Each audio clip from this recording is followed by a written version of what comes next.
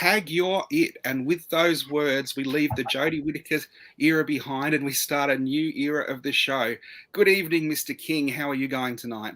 Yeah, Aaron, I'm really good. And well, what an exciting and interesting week it has been.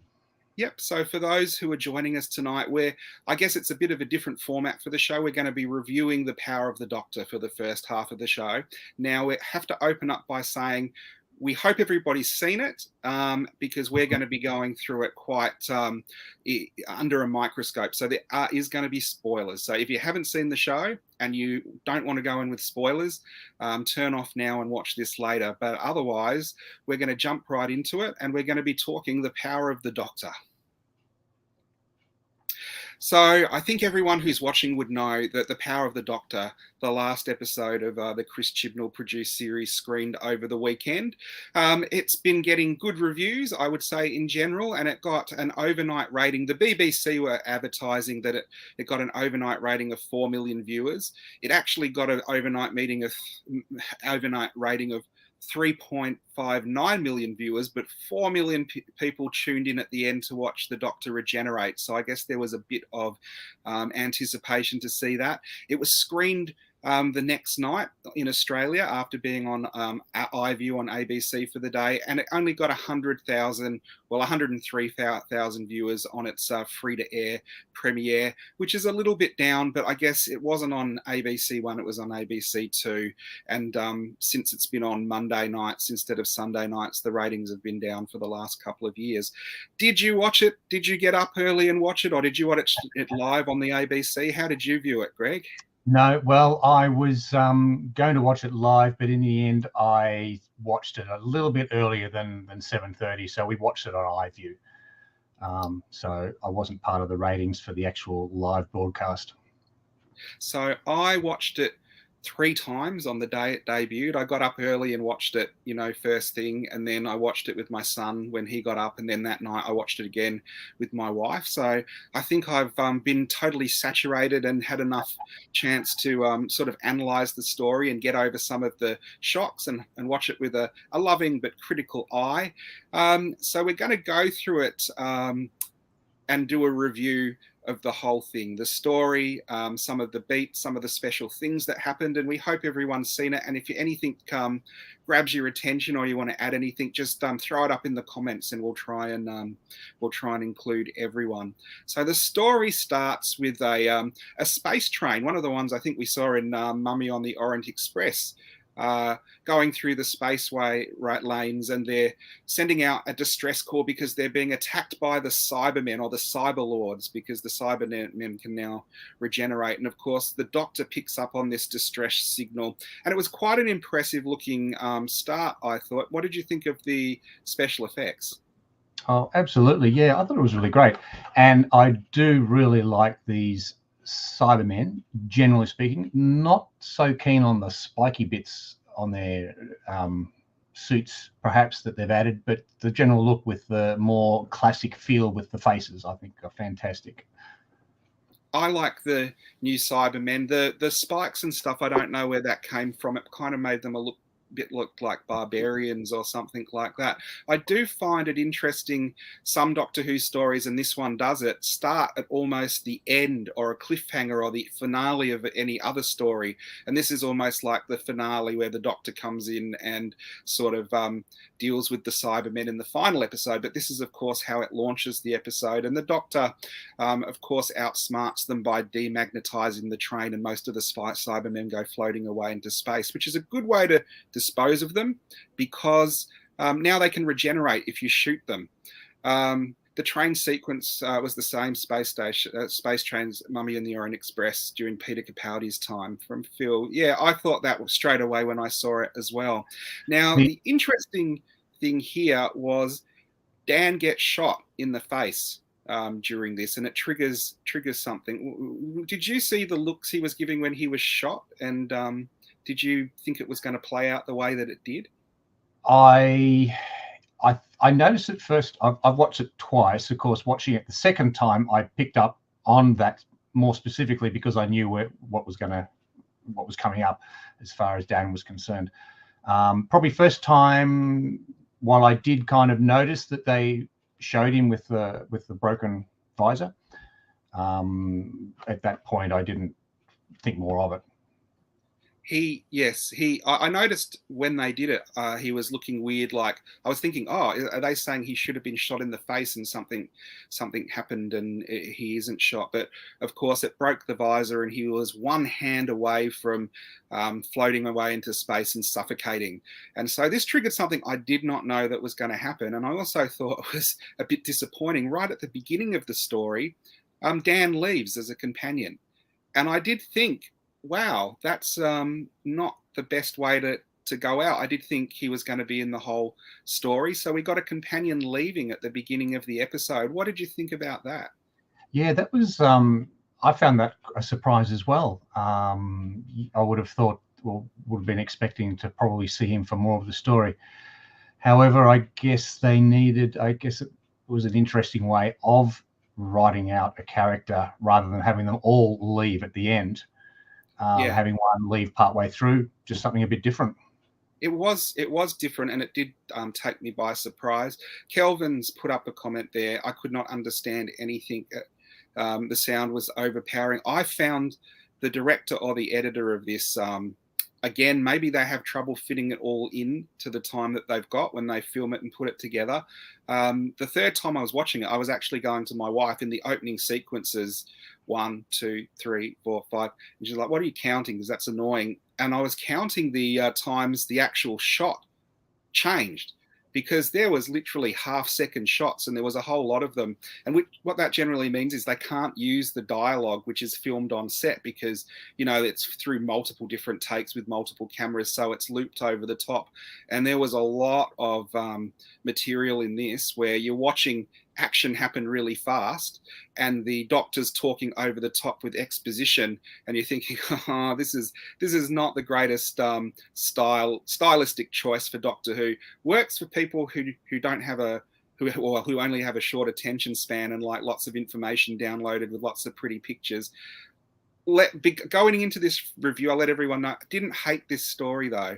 Probably my favorite of the Jodie Whittaker era. Not that it's a fantastic story and a lot of it doesn't make sense, but what we get to see did it for me, because there's a lot of stuff aimed at fans. Before we go any further, what did you think of the story overall? Well, I was going to say my feelings are very similar. My overall feeling of the era, I'm not a great fan of it, as in it's not a favorite, shall we say. But this story felt a bit more... it is more of a favorite to me than other stories in this era. If I had to think about a story that I might watch back, this would probably be one that I would. So in that sense, yes, I agree about the quick, the things happening so fast. It is, though, it was very typical of previous stories that we've seen. I was thinking about why I had no problem with the what was being said, but of course then I remembered, yeah, I've got subtitles on. I think with Flux, I started watching Flux and without subtitles, and at the start of that it was bang bang bang and so much talking and stuff I couldn't follow it. Watching it back, put on subtitles, and at least could keep some kind of idea of what was going on. This time I just had subtitles on because they were on, and I suppose I was keeping up with it by reading those. Well, I've watched it 3 times with subtitles, and there's still stuff that I don't quite understand, but we'll come to that as we get along. While Dan was leaving, the Doctor did the whole I don't do goodbyes, so let Yaz leave with sort of see Dan off, and then she had a communication with a Dalek who says, I'm going to tell you how to destroy the whole Dalek race, and that's sort of where the plot sort of rebounds from. So you've got Daleks and Cybermen already, and then within the first couple of moments you're getting old companions. So we did know that Nyssa and Tegan and Ace were going to come back, and I did have some reservations that although they were fine in the 80s, that television styles have changed. And I wasn't sure how their acting would go in the new series. And people did point out they've done Big Finish for ages, so they've been part of these characters for a long time. And I was pleasantly surprised that it didn't seem as jarring as I thought it might be. What did you think of the companions coming back? Yeah, I absolutely love them. You're right. I didn't have a maybe Janet Fielding a little bit not as good as the other, but yeah, I really enjoyed it. Yeah, I really enjoyed them seeing them. Yeah. I did too. I thought it was good, and it was good they weren't blink and you miss it. They were actual proper parts of the story. And So that was one of my thoughts about it. I was so glad that they were quite significant in the story. They weren't just cameos or background. They were quite significant in the story. I thought that was fantastic. So one of the important things at the start was you see the Cybermen abduct a child from the train, and this turns out to be the power source they're using for basically a Death Star. The Death Star rocks up in 1916, which surprises me because I did think it was going to be set in modern day, because all of the leads that the Master had left, because we find out the Master is in this too, were geologists disappearing in modern day and paintings changing in museums so they have the face of the Master. Sacha Dhawan as the Master was really good, on good form in this one. I agree, although it was confusing. And here's my first question for you, Mr. King. Was there two versions of the Master in this? The one where he was Rasputin in the past, and the one where he was clean shaven in the future. Was he jumping backwards and forwards? Because whenever he went back to the past, he suddenly got beard and long hair again. And I've watched it 3 times, and I can't work out if there is a Rasputin one who stays in the past and a modern Master who stays in the future, and then another Master who turns up later. Or if the one from the past is time jumping to the future and back in between scenes and just changing his disguise. Did you pick up on that? Look, that crossed my mind. I'll have to admit, I didn't think too much about it. I thought that's something I'll think about later. But yeah, that did cross my mind. I did wonder, are we seeing the Master, either jumping from one to the other, or is it a long game where he was Rasputin for the whole time back in the whenever that was set, and we're seeing then his future version or even past version in our current time? Good thought. The other thing they didn't explain, and I guess it doesn't matter, but curious minds like to know, was there a Rasputin that the Master replaced, or was Rasputin always the Master who just turned up and played the long game in the past? That also crossed my mind. I thought, now hang on, has he replaced Rasputin because he just happens to look close enough that no one noticed? Yes. Or has he been Rasputin for the whole time, however long Rasputin lived for? Has he actually been Rasputin the whole time? And again, part of this long game that he must have been playing. Of course. And of course, Tom Baker played Rasputin as well. So there's a bit of a history there. If we go on to the next slide as we go through the episode, the Master has replaced paintings in galleries to get the attention of the Doctor somehow through his old companions, and turns up in the present day as the clean-cut Master we know from previous episodes. There was some fantastic lines in this, and I've got to say, for they went really deep for classic series fans. When the Master says to Tegan, "How's Auntie Vanessa? Got her in a dollhouse somewhere," or something like that. And when Ace is saying, "Last time I saw you, you were half cat." That is something that is going to go over the head of a lot of the modern audience. So I nod my head to them for doing that for classic fans, because I thought that was some of the dialogue that made me smile the most. Yeah, absolutely. And it would have been a missed opportunity if they hadn't done something like that, I think. And yes, I although it's dark, I do like his comment about Aunt Vanessa in a dollhouse. Yes. And of course, the Dalek was telling the truth, we think. And he's about to give all the information to the Doctor when the other Daleks turn up and capture her. And it was a trap by the other Daleks, even though that Dalek was telling the truth, to capture the Doctor. And the Cybermen have got into unit as well, playing on the Russian motif. One of the Cybermen is a Russian doll with many Cybermen inside. So you've got the Daleks and the Cybermen, and golly gosh, they're working together, because there's only one thing they hate more than each other, and that's the Doctor. And so the Master has brought these two great races together to try and I don't know what he said to them to eliminate the Doctor, but that's not really the Master's plan.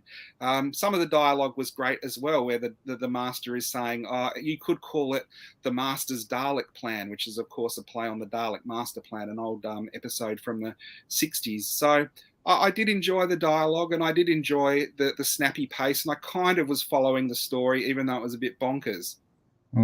Yeah, I agree. And at this point, I guess one of my thoughts was with this story, did we need to have both the Daleks and the Cybermen? It felt to me, I presume they had a list and they had to tick off boxes for this story being the BBC's anniversary. Yeah. It's felt to me that we could have done without the Daleks and just simply had the Cybermen doing all the work, the work that the Daleks were doing. I agree, and you know what? It's Cybermen and Daleks are better than Pating and Tim Shaw. So there you go. So sorry, the Daleks and the Cybermen and the Master reveal what their plan is, and it's basically they're going to force the Doctor to regenerate into the Master. And he says, I've got the technology of forced regeneration, which has previously happened to the Doctor in the War Games, but the forced regeneration isn't anything like I thought it was going to be. Because of forced regeneration, I just figured the Doctor is forced to regenerate into a new person, but the Master has somehow harnessed Time Lord technology. The Death Star gets switched to red, which we know that means it's extra evil, and using the power of the Death Star, he forces the Doctor to regenerate into the Master. And again, I'm not quite sure how this works logically, because you've got the Rasputin Master who is sitting in the cubicle, and for all intensive purpose, it looks like he dies, or he slumps down and doesn't move for a day or two or however long, when his essence, I guess, eradicates the Doctor's personality and regenerates her into him. What did you think of this whole story? Yeah, look, I'm agreeing with I agree with what you're saying. I did wonder what was happening with the Master's Rasputin body, basically. I gather that we know that with the forced regeneration that the Time Lords could choose how the Doctor would look, as we know from War Games. So in that respect, that I guess there's kind of a thing happening there where the Master's able to choose what the regeneration will become, but it's another step where it literally transfers his essence into that regeneration. Well, Christy goes, what's with the song and dance routine? I truly, truly think, and my wife said this as well, they only set this in 1916 and had Rasputin so they could play Boney M. That seems to be the only logical reason it was set there. But when the Doctor's personality is erased and the Master takes over, the Doctor's personality and consciousness goes somewhere. And I think this is one of my favourite parts of the episode, because this was kept secret. I had heard rumours that some of this was going to happen. But the Doctor's personality goes to I guess, it's a representation of the edge of existence. It's the crossroads where the passing Doctor's consciousness goes to oblivion, and she comes into contact with some of her previous selves. And this is one of those things that it's purely fan service, but it was absolutely glorious. And it starts with David Bradley, who is the new version of the first Doctor, and then we get cameos of Sylvester McCoy and Colin Baker and Peter Davison and Paul McGann, and they interact with Jodie Whittaker. And in some ways, this was a much better celebration of the older versions of the Doctor than we got in the 50th anniversary special. And it was quite emotional to see them on the screen again, being the Doctor and having proper lines and interacting. Absolutely. This was just a delightful scene. I really loved it. And you're right, no idea that this was coming up, and it was a wonderful surprise.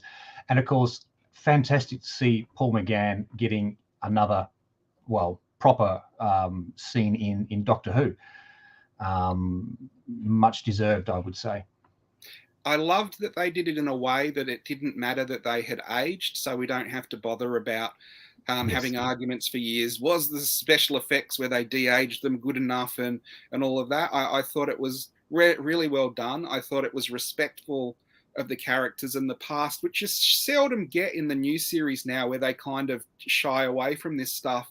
Now, the only thing I have to say, which was disappointing, and it wasn't for me, but I just feel for my son and a lot of fans, I don't know why they didn't get any of the modern series doctors to come back and make cameos as well. If they asked and they refused, or they just weren't asked because they wanted to concentrate on the original series because it's the centenary of the BBC. But I did think that that was something that was lacking out of this. Everyone who's kind of watching thinks it's fantastic because they all love the classic series. But my son said at school the next day, they were like, why didn't Peter Capaldi and where was Matt Smith and all the new doctors? So it was missed by a section of fandom for sure. What did you think about that? Yeah, well, I agree. It would have been good to see some of them as well, but I wonder if they're being held over for the special next year.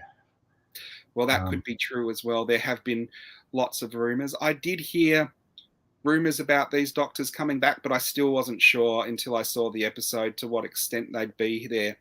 Now, here's another one of my beefs with the episode. The Doctor's conscience is at the edge of oblivion within the Master. And then the next time we see the Doctor, it's the emergency hologram in the TARDIS.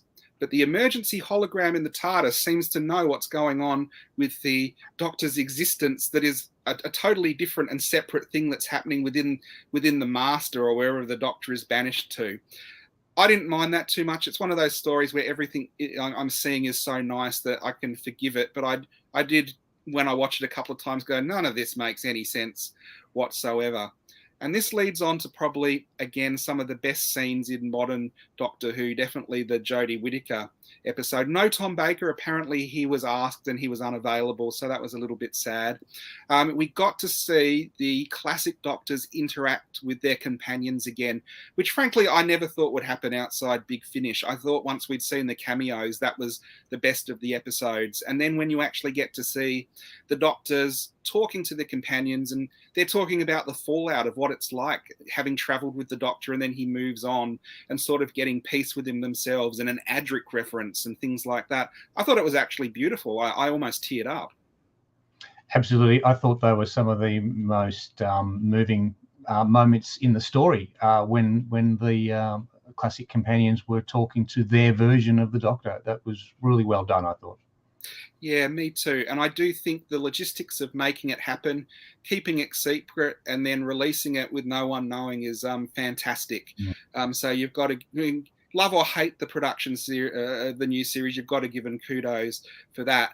And again, a lot of stuff I take for granted. I was looking, and it was just a little plot in the movie where he's on the giant toadstool planet and watching an intergalactic war with rockets blowing up planets into. And I'm like, well, that's just a little scene. And I'm like, do you know, a couple of years ago, that would be a massive special effects shot, and it was sort of a background scene in this one. So the whole show did look like there was a bit of money behind this one. Absolutely. Yeah.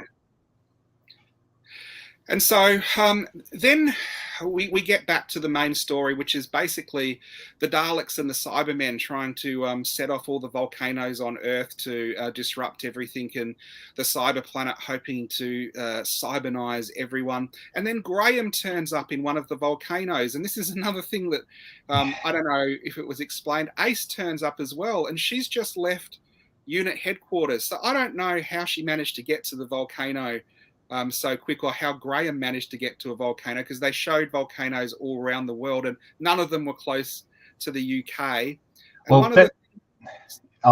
look, this was one of my beefs, I guess, in so much as where did Graham come from? This is, I'm sure there's not a volcano in England that he's popped around to.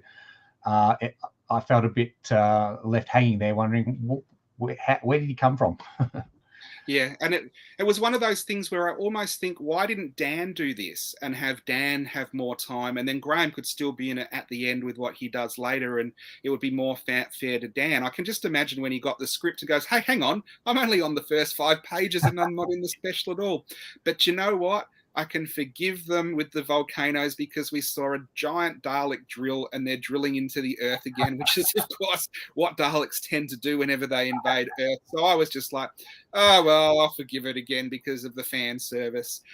You have the Doctor being degenerated back into the Doctor by the energy of the regenerating Cybermen, I think is how they explain it in the end. So they put her back in the cubicle, and the Cybermen very stupidly shoot each other because Joe Martin's Doctor turns up as a hologram. And of course, they don't check to see if it's a hologram, and when they like open fire, they just kill each other. And she kind of says, "My work here is done." I don't know, again, why she was involved storyline wise. I do understand from a fan point of view, she is one of the Doctors and it's sort of canon now. But I did think it was weird she turned up. But the other thing it did for me, it did show how great a Doctor she was and how good it could have been the last couple of years with an alternate Doctor to Jodie. What did you think of that whole scene? I agree. It was good to see her there. And indeed, yes, it's a shame we're not seeing a bit more of her maybe as the Doctor. Yes. Yeah, yes. Who knows? Who knows what the future holds? Although I do get the feeling from the way they've jumped away from this and hit the ground running, there won't be many references to the current series that have just finished in the next series. Maybe in a year or two where it's a little bit distant, we might get something. And then we get, this is one of the things that it was one of my beefs. Tegan defeats the Cybermen by pulling out an Ethernet. I was just like, oh, that's pretty lazy writing. They had a big storyline about the Cyberman's power is in the basement of unit, so they have to climb down a lift shaft, and she does all of that and sees the previous Doctor, and then to undo the Cyberman's plan, she just has to stretch across and pull out an Ethernet. And by pulling that out, it sends a shock through the whole building that not only destroys all the Cybermen, but basically blows up unit headquarters. And only Kate and Tegan get out. And I wonder, does that mean all the soldiers that were in there, what she tried to save, are gone, or did they get out before the building exploded? Because I thought that was a bit lax of them. Oh, now didn't what's that cyber guy's name? Ashad? Ashad, yeah. He said something about how the soldiers put up pitiful resistance. So I don't think that just we can go back a step there. When she gave herself up as a swap, I was thinking to myself, no, you better, before you put down that laser barrier, get assurance that those soldiers are all getting out okay. But she puts the barrier down, no guarantee. There's no way that the Cybermen were going to let those soldiers go. So I think they were all converted, all captured at least. And I did think it was silly because she was doing that to give Tegan time. And I did think if she stayed behind the barrier and engaged the Cybermen more, that would have worked better than her giving herself up. But there we go. So the Doctor, of course, is mortally injured by the Star Trek alien that the little girl turns out to be, and she's taken back into the TARDIS. And another thing that I didn't understand, maybe it was the Master's catch-all device. I thought he was stuck in the past in the Imperial Ice Palace, but then he turned up in his own TARDIS to struggle out and go after the Doctor. And I'm still wondering what time scale that was, and if they time jumped and everything, because the explosions and the volcanoes on Earth, I'm pretty sure were meant to be current day, because that's when Ace was there. But the regeneration thing was in the palace in 1916, yet the Master turns up in his TARDIS in the future or something. So I did think there was a lot of, well, we're just right at that this happens, but not many explanations. I'm sorry, I'm rushing through this quick because we're going over time, but the Doctor is mortally wounded. The Master looks like he's mortally wounded too, although that's the Rasputin one and not the other one, so I don't know if there was two or what happens there. And of course, the Doctor starts to regenerate, and it is a different regeneration to what we've seen before. What did you think of the regeneration? Yeah, I thought it was good. Certainly nice final words, as they tend to do in New Who, and a bit different having it outside the TARDIS. So normally the TARDIS interior gets pretty beat up with all the regeneration energy. So I'll be curious to see what happens as far as the TARDIS interior is concerned. Well, it's interesting. I don't think anyone's brought this up, but I noticed it. My favourite classic regeneration is the Caves of Androzani regeneration, where the Doctor sees all his companions and they sort of cheer him on to regenerate. This was very similar. She didn't see them, but cut with the Doctor leading up to the regeneration, the companions are having a sort of support group, and they're talking about the Doctor. And while they're talking about how the Doctor's going to be okay, you see the Doctor who is having her last minute fish before she regenerates. And I actually thought this was probably my favorite regeneration of the modern era. And tag your it, I think, is a really, really great line to pass it on to the next Doctor. Absolutely, yeah, I agree. I really did enjoy the regeneration and that whole the companions having their support group. I think the other thing that I found really interesting with this, if we go to the next slide and bring up what Christy said with what, every time we've had a regeneration before, it's the end of an episode and we don't know what we're going to get next. By the Doctor saying what, and proving he is going to be the same personality as he was last time, this is the first time ever we absolutely know what's coming next, and that's a really exciting prospect as well. You would have noticed the Doctor's clothes regenerated at the same time as he did.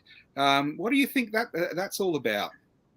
Yes, well, I suspect that there's something to that, because although we've had clothes regenerate before, once with the first regeneration back with the first to the second Doctor, it hasn't been done like that since. And indeed, even during the story with the Doctor Master regeneration, degeneration, the clothes didn't change. This has me wondering if there's something else, some external influence on this regeneration. And for some reason, this is why the clothes changed it as well. I wondered too. There's a lot of speculation online. For those people who don't like spoilers, block your ears now. Neil Patrick Harris's character, there's a lot of very certain speculation that he could be the returning celestial toy maker, so a celestial. Yeah. And I wouldn't put it past Russell T Davies, and especially the fan service we're getting at the moment, if they say the first Doctor's regeneration was, it was only a couple of episodes after the celestial toy maker, and could have had something to do with the toy maker, and that's why his clothes changed, and they bring that forward into this storyline as well. What is fantastic is the Doctor is surprised that he's back as the 9th, which is the 10th, which is also now the 14th. They've confirmed he is the 14th Doctor. And he recognised his teeth, which is brilliant continuity, because the first words of the 10th Doctor were new teeth. And he's like, I know these teeth. And then what? And I tell you what, my son, again, who hasn't watched Doctor Who for the last couple of years because he hasn't liked it, said this was the best episode for a long time for him, and he's totally pumped about seeing the new series because his favourite Doctor is back, who is David Tennant. And he said for the first time in years, everybody was talking about Doctor Who at school the next day. So I talk about Doctor Who all the time in my shop, Aaron's Collectibles, but I actually prefer to hear that the kids are talking about it and they think it's exciting, because really, we're old guys, we're just going to watch Doctor Who no matter what from now on. But seeing that it excites and inspires a generation of new fans still 60 years after it came out really does attest to the magic of Doctor Who. Absolutely, and I'm pleased too to hear that what you're saying about the kids talking about it at school. I never really thought about that. So yeah, that's great. So one of the sad things was they had a Doctor Who club at my son's school, and it had about 30 people going once a week lunchtimes watching Doctor Who episodes. And then over the Jodie Whittaker era, it closed because no one was turning up anymore. So that was a bit sad. So that's our basic review. I loved the episode, but it was mainly for those bits of nostalgia that play on the heartstrings more than the actual story. The story was a lot of old rubbish, but what happened around it was so good, I forgive it this time. Then absolutely, and that's basically my feelings as well. It still felt Chibnall era-ish, in the way it was paced and the way things happen, and no explanations for things. Things just bang, bang, bang, bang are happening. All that sort of stuff, a bit bonkers. But you're right. It's the fan service, the classic era stuff was done really well, I thought, and did make it enjoyable. And quickly, the original story, I was told, and I do believe it's true, is the little girl at the start was meant to be the Timeless Child. They were going to wrap up the Timeless Child in this episode, but that was before the series continued. The power of the Doctor was, of course, the power from the Timeless Child, and it was going to wrap up with the Doctor degenerating into the Timeless Child and them going back to her universe, and that was the end of the series because they thought the series was over. Then when Russell T Davies took over, they had to change things. I think you might have heard even Chibnall only saw the last 10 minutes last week because they went and had to change it, and that was one of the major things they changed. So that would make sense why it was called The Power of the Doctor, because apart from that, there isn't really any reason for it to be called The Power of the Doctor.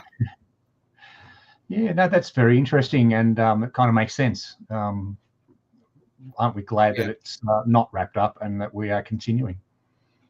And also there was a tiny little snippet of what's to come, just about 20 seconds, and a tiny bit of the new Doctor, and I thought that he was great. Yes. Now, that wasn't on the iView. It was on the BBC broadcast, and you can find it on YouTube. And it's basically a tiny scene with David Tennant, a tiny scene with Catherine Tate, and a tiny scene of Ncuti Gatwa. So you can find that on YouTube if they didn't show it here. Yeah, I would give it out of 10 about an 8 out of 10 on first watch, and then probably a 6 out of 10 on other watches, just because the story, once you've got over the initial emotions, the story kicks in and it's not so great. But I do like it, and I do enjoy it. So this is what we're moving on to now, Colin. We're looking at the other big news that dropped yesterday, which is Disney Plus are now going to be the ones outside the UK streaming Doctor Who. So all the other stations that are showing Doctor Who at the moment, the rights are up, or the last series they will be sold is this series with Chris Chibnall. And from now on, Disney Plus will be distributing it globally. 3 yawns, that's actually quite good for Christy. Better than some of the Star Wars reviews. Thanks for that. And today, more news came out that not only are they distributing it, they're also funding it. So Doctor Who will be getting some of those Mickey Mouse dollars, and they should be getting, I guess, better special effects, afford to have bigger stars on it, and it will be a higher profile. It's kind of a double-edged sword, though. What do you think, Greg? Yeah, well, it's disappointing that the ABC will no longer have Doctor Who. It's been with us that way for, well, since the beginning. It's a bit sad to see it go from that platform. It is, and it is disappointing, I think, to the ABC that came out and said, hey, we're really disappointed after 50 years of supporting the show that we don't have it anymore. That said, I do remember letter writing campaigns in the 80s where they did not want to show it, and it was just because of fans persistently writing to, was it David Hill, I think, was the controller at the time, and being on the case that we got the series shown. They actually dumped it a couple of times and had to bring it back. But I guess when it's successful, everybody wants to show it. The interesting thing about this is, will it cause any movement on missing episodes? Because there are rumors that there is a lot of missing episodes that were going to come back and they've been in limbo. If money was an issue, Disney Cash might be able to pry some missing episodes out of collectors, because I tell you what, you'd get more subscriptions on Disney Plus with Power of the Daleks debuting there than you would with Power of the Doctor. Yes. No, that's an interesting thought, that there might be a chance for more, stuff to come. The missing episodes to be funded, to be presented. Well, the other thing I was going to do at the moment, I've got a logo just behind me here, but I was going to ask you to stand up. Yes. So I was going to wear a different shirt today, but in light of recent events, I had to put this one on. And I don't know if it's just because I'm biased for the old series, but I love that they've gone back to the diamond logo, which a lot of fans consider the most successful logo the series ever used. And what they have done with the new series, they've only ever used two old logos, the original Pertwee logo and then the second Pertwee logo, which I guess by default became Tom Baker's logo as well, the diamond logo, thus proving my favorite eras of the show are probably the ones that had the best logos. What did you think of the logo? You enjoy it? Exactly. I made precisely that comment to a post about this logo. Absolutely, of all the classic era logos that have been reused, these two come from the Pertwee era. So there we go, the best era ever. Yeah, and what I can't wait to see is the diamond logo all over books and merchandise again. The one thing that bugs me though is I kind of hope they just stay with the Jodie logo on the classic Blu-rays, just so the set all looks uniform. But you know it's going to change next month, don't you, or something like that? Yeah, Just I have seen commentary suggesting that it won't change. So we'll wait and see. It's always been a contentious issue, hasn't it? What logos are on the books and the DVDs and the Blu-rays. Yeah, Doctor Who fans complain, but there aren't many long-running series that when it comes to the videos and the Blu-rays, every single thing is uniform because companies don't care. Yes, so that's our roundup of the current stuff. We've blown out time-wise, and we hope you've enjoyed our mini review and look at the current state of the series. I'm sure there is going to be lots of things revealed every week from now on in, and we will continue to find and cover all the stories we can online. But now we're going to jump back in time a bit. And we're going back 30 years. Now, the last couple of Destruction of Time episodes, we've looked at possibilities of returns and what's likely in the future. But I thought it was interesting that Tomb of the Cybermen has been back for 30 years. And for me, it was one of the most exciting returns ever. So it came back in 91 and it was rush released to video. It is the only Doctor Who video of the entire run to ever make it to #1 in the video charts when it was released in Britain. So it was popular enough that it came back and it shockingly knocked the 3 tenors off the #1 of the charts and stayed there for a couple of weeks. How do you remember the return of the Tomb of the Cybermen, Greg? Yeah, no, I remember it was very exciting because we'd really not had something like that be presented to us like that on video so quickly, and it was a story that had a lot of mythos, a lot of legend. It was lauded as one of the best stories ever, so there's a lot of excitement about seeing this lost story. The thing that I remember is what is totally different now with information being globally instantly. I heard it had been found and returned probably about 2 months before it was confirmed. And confirmation at that time wasn't hearing it from another fan who had a contact. It was through paper media. And the first one that got like the confirmation was Doctor Who Bulletin, and the Doctor Who Bulletin turned up. You can see it in the bottom, sort of on the right of the magazines on the left, and it just had the Tomb logo and it had found. And when that turned up, I was like, okay, all these rumors are true. It isn't actually just gossip anymore. It is for real. And then all the other magazines of the period, TV Zone and Doctor Who magazine, of course, followed suit with covers for Tomb of the Cybermen.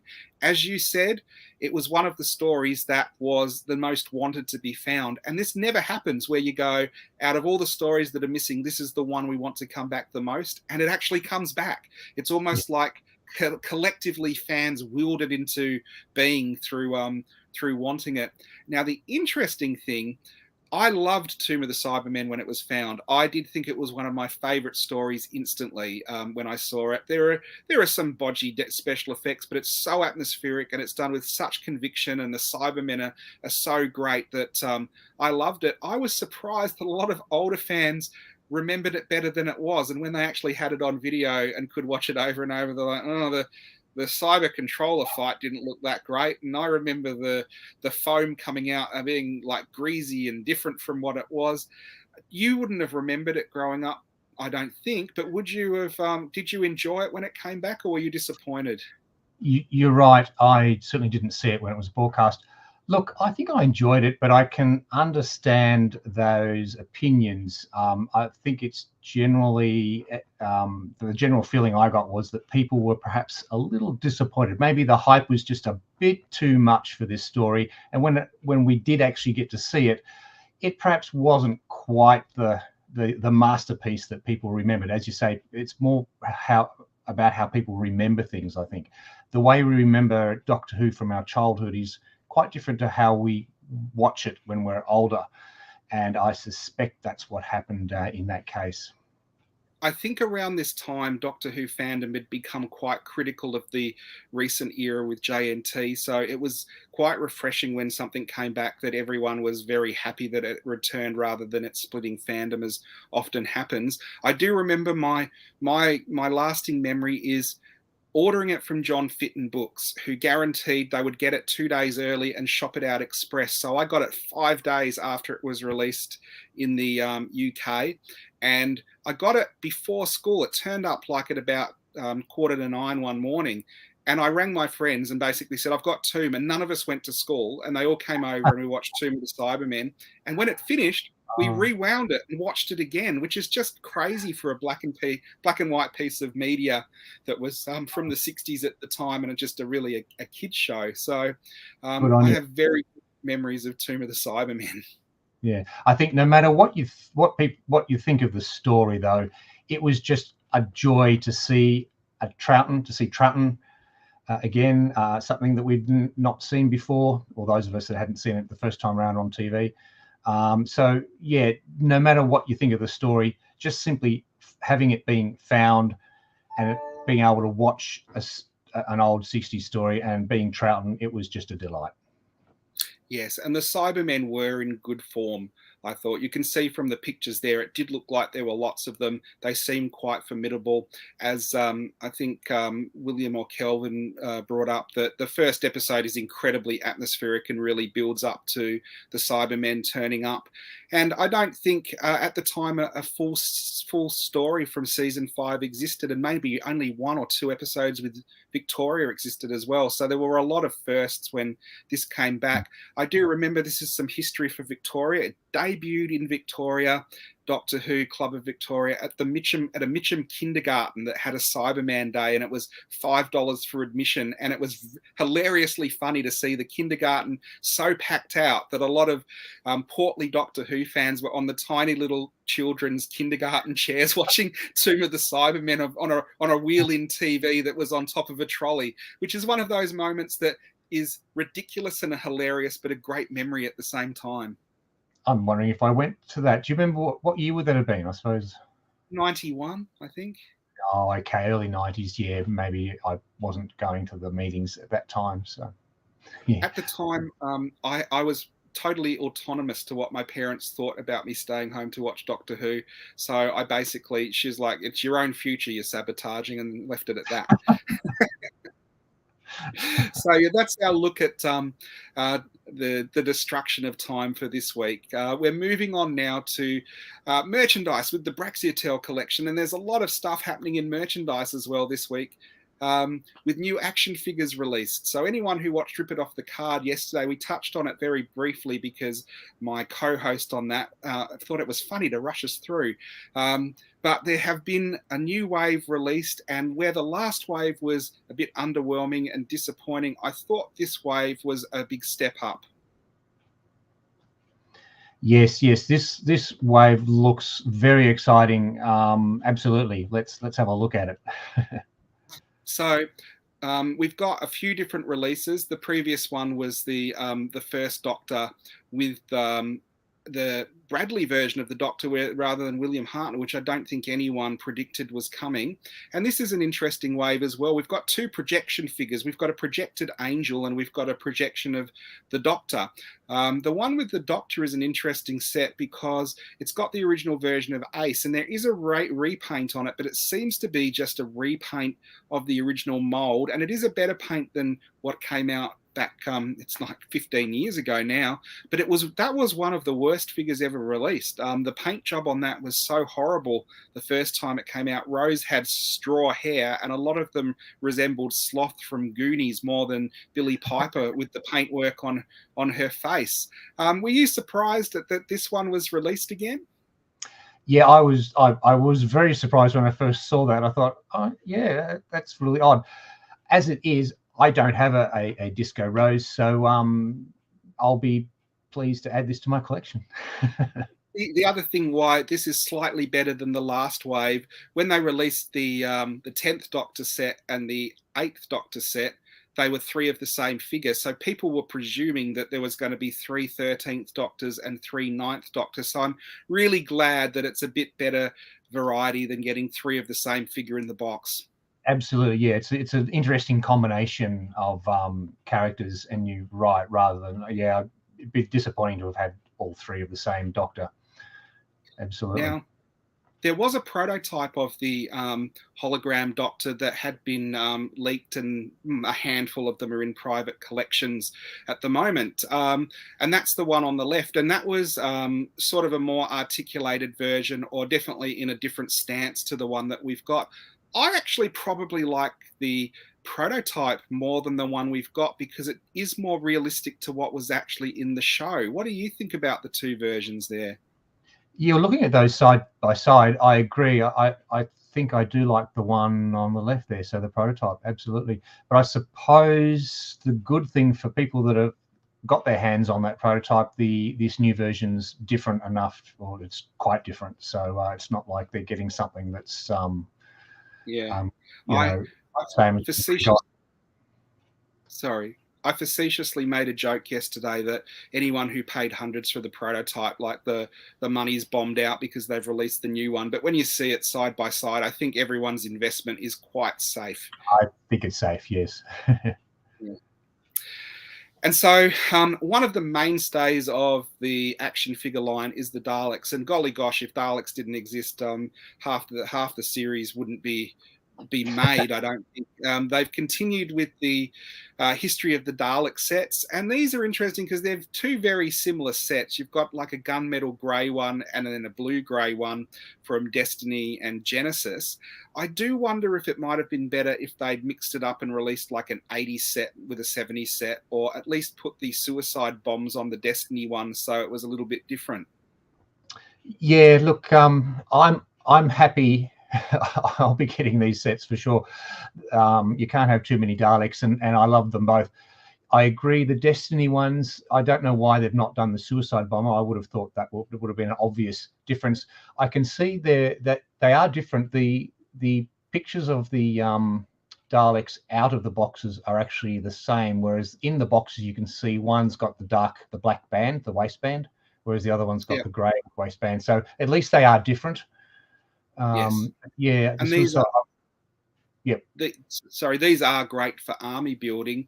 Now, for anyone who likes all the packaging to be uniform, forget it with character. But there's another change that people may or may not be aware of. We got these in the shop today, and they no longer have a plastic window in front of them. So they've got just the Daleks are held like they were in the plastic that's sort of molded to the Dalek shape, but the box no longer has a window. So did you know that? I had heard that that's what the last lot, the lot that we're just receiving now, we're going to be like. I hear that. I believe it's to do with saving plastic, reducing the amount of plastic. So presumably there's less plastic in the molded version than having a window and the molding around it, obviously. So that's basically character options trying to protect us from the Autons. And this is once in a while on this show we're going to be looking at things we found in the wild, and this is one of my best finds this year at Camberwell Market. There was a collectible fair on this weekend, and when there's a collectible toy fair, it's the only weekends I go to Camberwell Market because there's no competition, because all the collectors have gone to the Malvern Toy Fair. So I got there at 6 o'clock and was walking around, and I generally don't find anything amazing, and I could not believe it because out of the corner of my eye, sitting on a table, was the Revenge of the Cybermen video, but it wasn't the standard video. It was the first release, which is absolutely impossible to find. So I immediately went and picked it up and checked it out. And when I opened it, it was the beta version rather than the VHS version. Now, in 40 years of collecting, I have not owned this. And not only have I not owned it, I have never even seen one for sale. So that's how rare this is. It's not like I've seen a couple on eBay and they've gone for stupid prices, just not available at all. So I was totally blown away by this. I mean, you do find things once in a while, but you never find stuff like this because people know Doctor Who is valuable. People collect beta because they all go for silly prices online as well. And then with all the people looking around, and it was sitting just on a table by itself, I'm very surprised that I was in the right place and the right time to find that one. Have you ever seen this or had this version of Revenge of the Cybermen? No, mate, that is absolutely awesome. That would be a lovely version to have. No, I don't have that, not even in VHS. But I love the Tom Baker, also, well, not so much the Tom Baker, but the is it the Earthshock version Cybermen on the cover there? Yeah. It's like a season 18, I think, Tom Baker, it might not be, and then the Earthshock Cybermen, and it's got a fantastic blurb on the back where it talks about the pantheons of best Doctor Who villains and talks about the Daleks, the Cybermen, and the Plastons from Time Flight. You're just like, J&T obviously wrote this. So, yes, it was a fantastic find, and I was really happy to pick that up. And No, well the next done. item, thanks. The next item we're going to look at is a new book that's coming out, and it's a particularly nice one. And it's one of those books that I love because it's from the period of it's an art book, and it's from the period where I grew up loving this art, from the Target books, the videos at the time, and then the later DVDs and things like that. And it's the Colin Howard book, the Time Slides, which is basically all of his work for Doctor Who. Now, I remember when he came onto the scene, he was a fan artist, which sometimes can be a little bit of a put down for an artist, but he's a fantastic artist in his own right, not just through Doctor Who. And there was an artist who started releasing these amazing pictures as posters for Doctor Who Bulletin, where a lot of early talent was discovered, and eventually posters and covers for Doctor Who magazine, including the Doctor Who classic comic covers as well. So are you aware of Colin's art? Yeah, well, I now that I see some of it, I am aware of it. I'm not knowing the artist as such. But yeah, I particularly like the Sea Devils one there, the Warriors of the Deep Yes. art there. That looks great. Yeah. He did an amazing array of art, sort of just before real artists were given, the half inch and turfed, and we got all the digital art. He was still one of the original people painting real pieces of art for the series, and it is really great to see that a book of his work is being released, because we do get compilations of people like Chris Achilleos and Andrew Skillida and some of the other ones that are well known. Alistair Pearson is one that always gets highlighted, but this is another artist that has a bulk of an amazing array and iconic images, from Target book covers to videos and right up to the new series, of things that are very recognizable and very nostalgic, but it's very hard to find all of his work together. So this is a new book that's coming out. I think it's on pre-order at the moment. So this is one I definitely give a thumbs up. If you collect classic Doctor Who memorabilia, this will be probably the first chance to see some of the clean versions of this artwork that have ever been released. Do you know where it's available, Aaron? It's available online at the moment. I found a lot of local bookshops that used to stock this type of stuff, like Minotaur, have totally given up the ghost, and just it's better off Googling it and finding it yourself, which is a bit disappointing. Subject for another episode. Minotaur aren't even getting Doctor Who magazine in anymore. Yeah. So we're continuing on our collectible topics, and we're moving over to the master, who likes to report back with eBay finds and eBay advice. And the first thing we're looking at is the master's bargain basement. And we look at hardback books on this a lot because the price of these is all over the place. Now, I have to say, Terror of the Autons is one of the hardest laminates. Now, a laminate is the books that don't have dust jackets and the actual artwork is laminated to the front cover as part of the production process. So these are later books. They're not the ones that have dust jackets, but they're still very hard to find and very desirable. A lot of these were only sold to libraries, so they don't turn up non-ex library. And what we have there on the top is an ex-library one. So you can see from the picture I've highlighted on the left that it has stickers that have been pulled out and maybe a page missing. And that went for £77. Now, that's probably even high for an ex-library. We're talking about $150 for a book that's, quite well used and been in a library.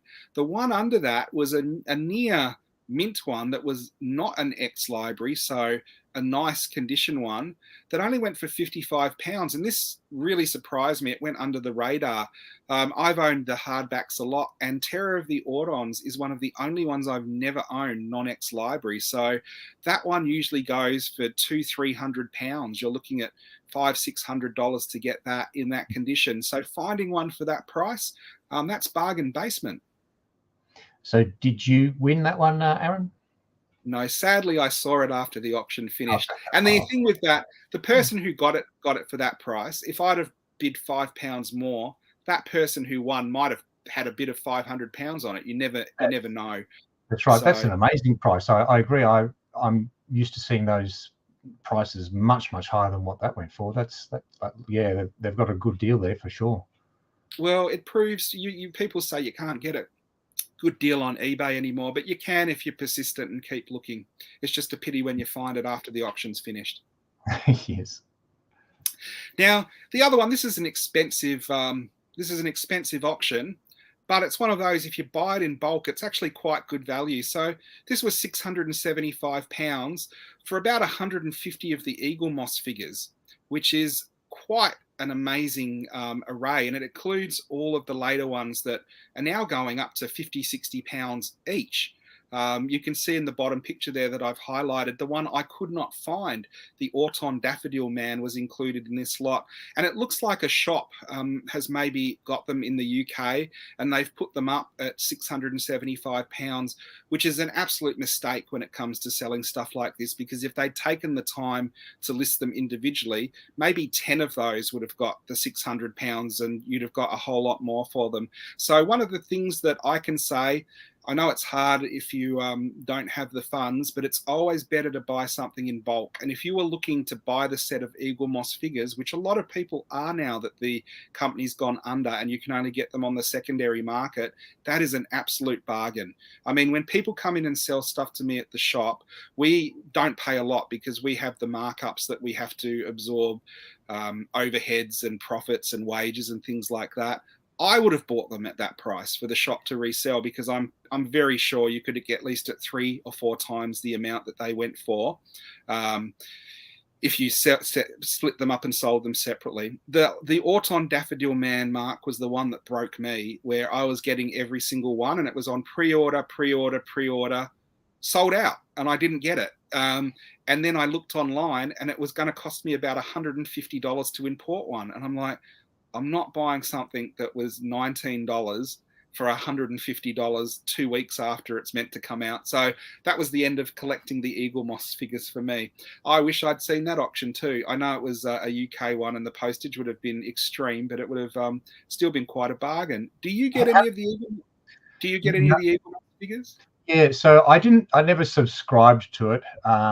Initially, I wasn't particularly impressed, but as the series went on, I was attracted to some of the, particularly the classic era stuff. So I tended to buy when they had sales. So I'd buy from the website when they had sales. So I built up a small collection of them, mainly the classic era stuff. And yeah, that Daffodil Man would have been great. But no, I don't imagine I'll ever see one of those in my collection. Yeah, maybe if it turns up in a big lot Bulk one lot. day. Yeah, yeah. How many were in that bulk lot? Was that 160 something? Was it? 164 or something. So Yeah, right. quite a Yep. big lot. Yeah. Yeah.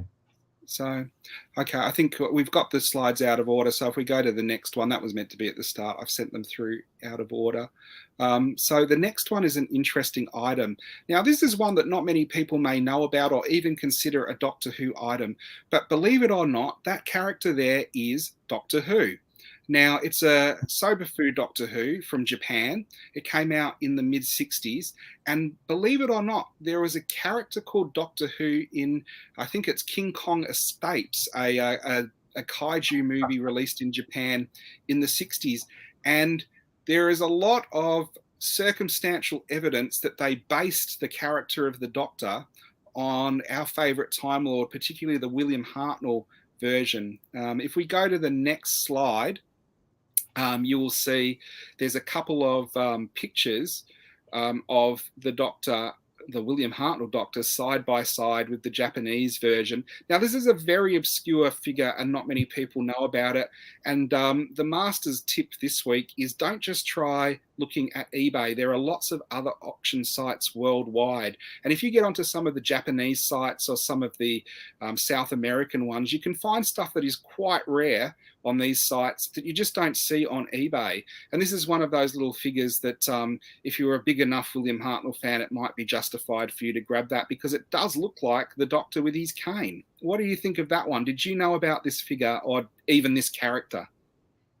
No, never heard of. No, I had no idea.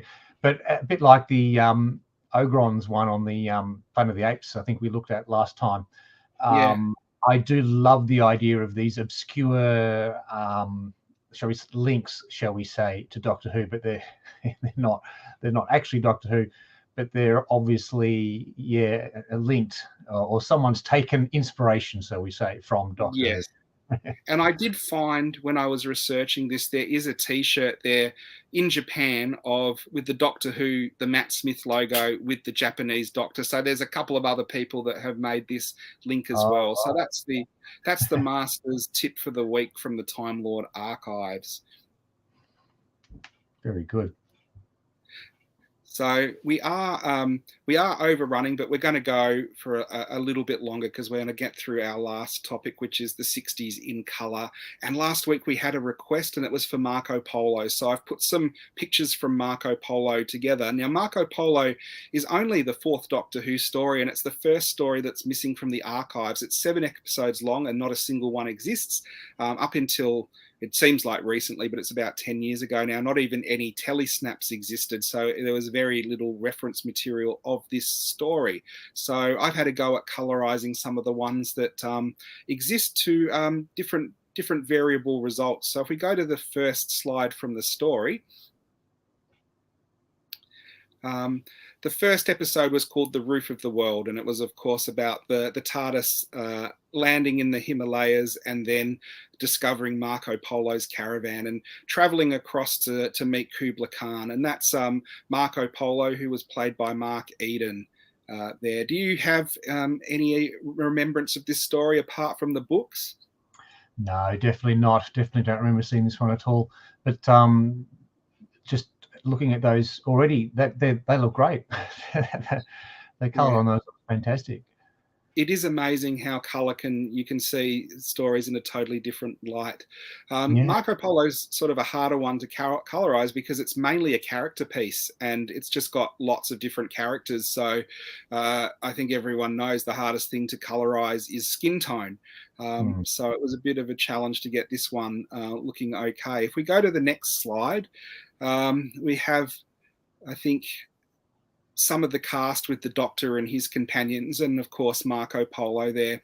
Marco Polo was a surprisingly lavish looking show, and the BBC excelled at period drama because when they did a science fiction show, there wasn't a lot that they could pull up from the props or costume department. A lot of it was made from scratch. But when they did something like Marco Polo, they could go into the props department, and a lot of the stuff was pre-existing. And that's why sometimes especially in the 60s, the historical stories the budget kind of stretches a bit farther with them. And I would love this story to exist just because it's a great story from the book, and you listen to the audios and sort of the reconstruction cut downs, and it is a fantastic episode.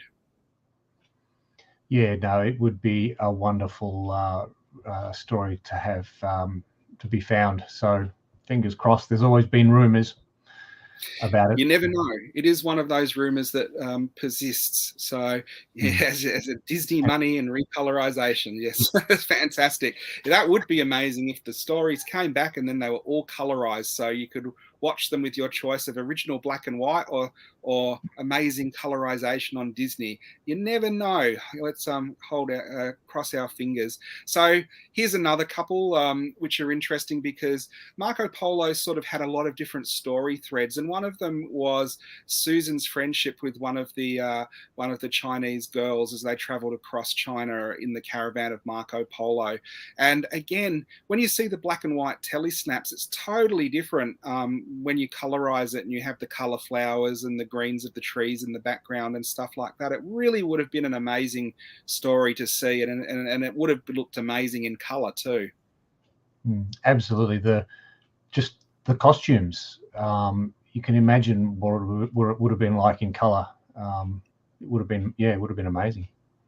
And I guess the story was very well renowned. It was actually the first Doctor Who story to get a cover on Radio Times, because a lot of the sci-fi stuff wasn't quite highbrow enough for them. But you get something like Marco Polo and Kubla Khan and traveling across the Himalayas and Asia, and you're smack on the middle of on the front cover of Radio Times of the day.